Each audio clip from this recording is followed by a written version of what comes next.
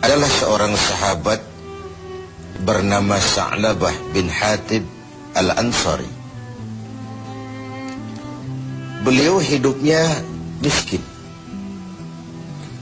tetapi kemiskinannya sama sekali tidak mengurangi kekuatan ibadahnya. Sholatnya pun selalu berjamaah. Di mana ada Rasul sholat menjadi imam, di situ Sa'labah bermakmum. Hanya saja Sa'labah ini aneh. Tiap selesai sholat langsung pulang. Tidak wirid, tidak zikir, tidak doa. Jadi kalau sahabat-sahabat yang lain selesai sholat Allahumma antas salam, Sa'labah ini malah Allahumma lantas jalan. Begitu setiap sholat. Sampai satu saat beliau ditegur oleh baginda Rasul. Sa'labah, labaika ya Rasul, kau ini macam orang munafik saja. Tidak betah kau di masjid? Atau tidak pentingkah doa dan wirid itu menurut kau? Tiap selesai sholat pulang, salam pulang. Kenapa begitu Sa'labah? Maafkan saya ya Rasul. Kenapa? Saya bukan tidak menganggap doa dan wirid tidak penting. Lalu bukan juga tidak betah di masjid. Kemudian kenapa kau terus pulang begitu? Saya ini keluarga miskin ya Rasul. Kain satu pun berdua dengan istri saya. Ketika saya sholat di masjid sini, istri saya di rumah nunggu giliran sholat dari sarung yang sedang saya pakai ini. Kalau saya pakai wirid dan zikir, istri saya tidak kebagian waktu sholat. Begitulah. Iya. Oh. Lalu bagaimana Sa'labah? Begini saja ya Rasul. Ini sudah kadung ditanya oleh Tuhan. Tuhan kan Rasul. Ya. Kenapa memang? Oh, Rasul itu kan doanya jarang meleset. Maksud kamu?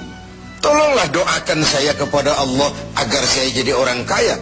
Kalau saya kaya, sarung punya sendiri, istri punya sarung sendiri, tenanglah saya beribadah.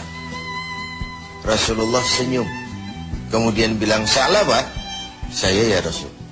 Kau kan orang Islam? Iya. Bagi orang Islam, contoh yang paling utama itu siapa? Ya Tuhan ya Rasul. Kau lihat saya kaya? Tidak. Lalu kenapa kau mau minta kaya? Begitu ya? Iya, sudah, pulang saja. Pulanglah Sa'labah. Esoknya ketemu lagi dengan Rasul. Gimana Sa'labah? Sudahlah Rasul, doakan saja supaya saya jadi orang kaya. Sa'labah, saya ya Rasul. Qalilun tuaddi syukrahu khairun min kasirin la tutiquhu. Sedikit kamu syukuri itu jauh lebih baik daripada banyak tapi kau tak kuat mengembannya. Sudah, pulang saja. Baik ya Rasul. Hari ketiga kemudian ketemu lagi dengan baginda Rasul. Kali ini sudah dengan tekad yang bulat. Bagaimana Sa'labah? Sudah ya Rasul. Sudah bagaimana? Sudah saya pikir.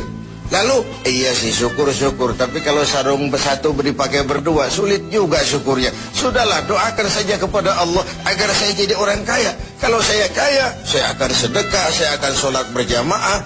Wal'ati kullazi haqqin haqqah, tiap orang akan saya berikan haknya. Pokoknya bereslah kalau saya jadi kaya nanti. Begitu permintaan Sa'labah.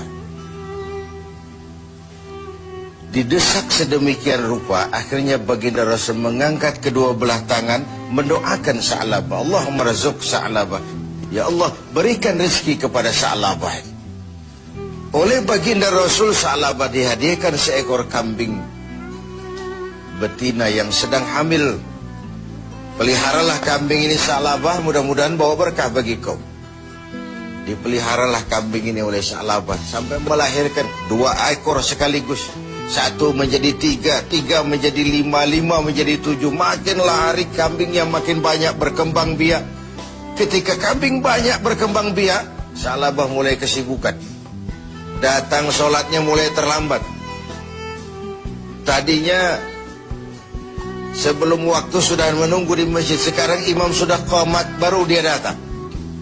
Lama-lama sholat 5 waktu pun tidak kelihatan. Jumat saja di masjid. Itu pun kalau khatib sudah naik mimbar, baru dia datang. Terakhir Jumat pun tidak kelihatan juga. Orang tanya, kemana Sa'labah? Sibuk keluar kota ngembala kambing. Ya wailah Sa'labah, sayang sekali, celaka Sa'labah. Sampai ketika turun kewajiban membayar zakat, alih-alih Sa'labah malah tidak mau mengeluarkan zakatnya.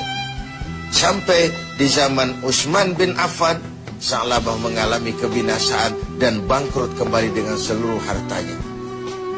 Pemirsa TV7, riwayat ini adalah sebuah potret bagaimana seorang Sa'labah diuji dengan kemiskinan, dia lulus.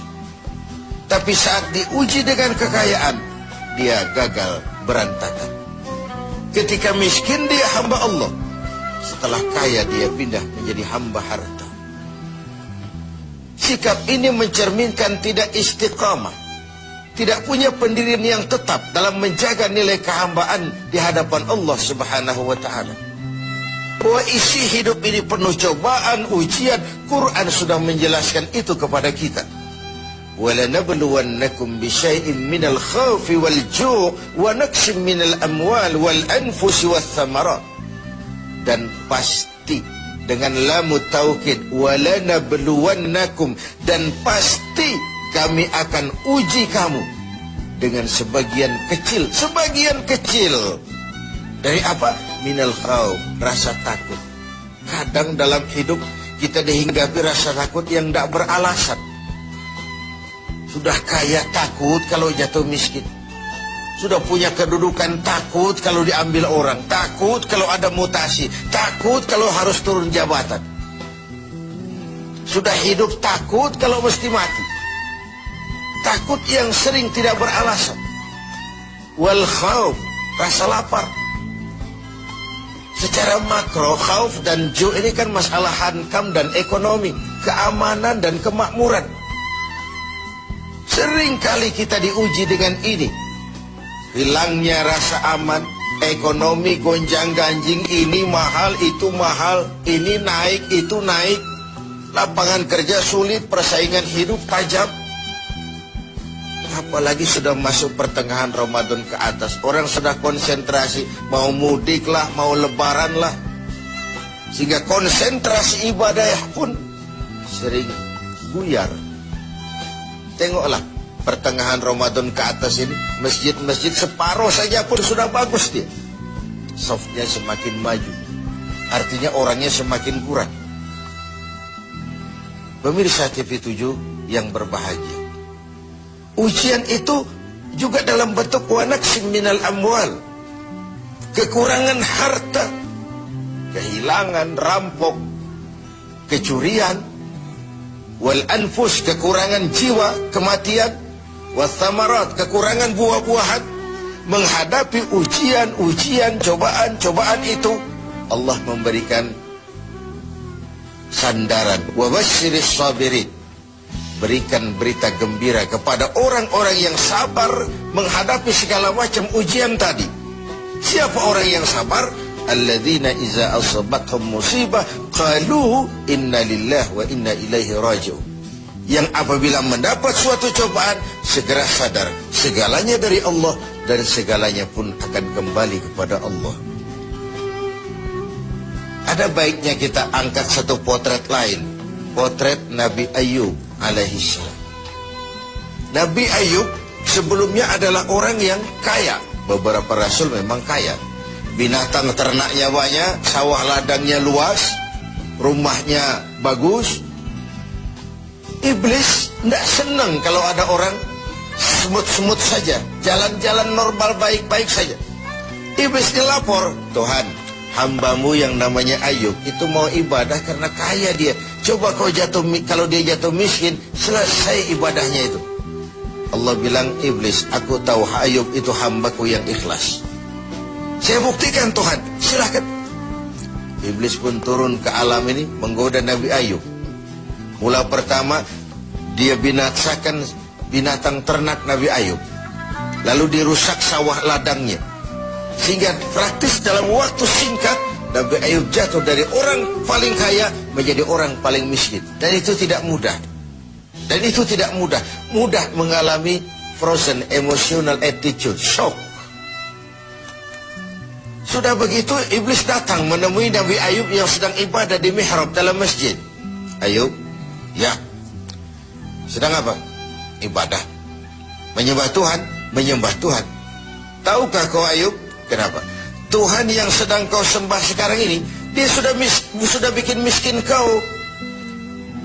Sawah ladangmu binasa, rusak, binatang ternakmu mati semua, dan kau sekarang jadi orang miskin. Ayub, buat apa lagi nyembah Tuhan yang model begitu? Dia sudah bikin miskin kamu. Nabi Ayub senyum mendengar itu. Benar, benar. Binatang ternak saya binasa, binasa. Sawah ladang saya hancur, hancur. Dan sekarang saya jadi orang miskin, miskin. Alhamdulillahilladzi a'tani wa akhaza minni.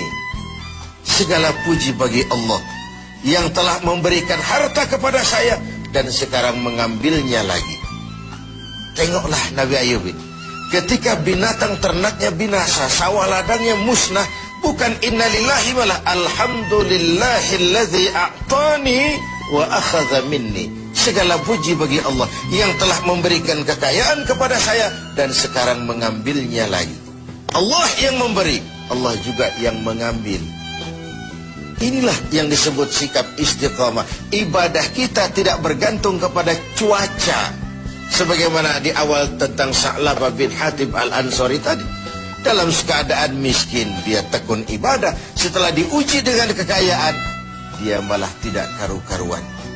Karena itu penting bagi kita menjaga sikap istiqamah untuk tetap konsisten dan konsekuen sebagai hamba Allah dalam segala keadaan, dalam segala situasi, sehingga nilai kehambaan itu mempunyai nilai yang istiqamah.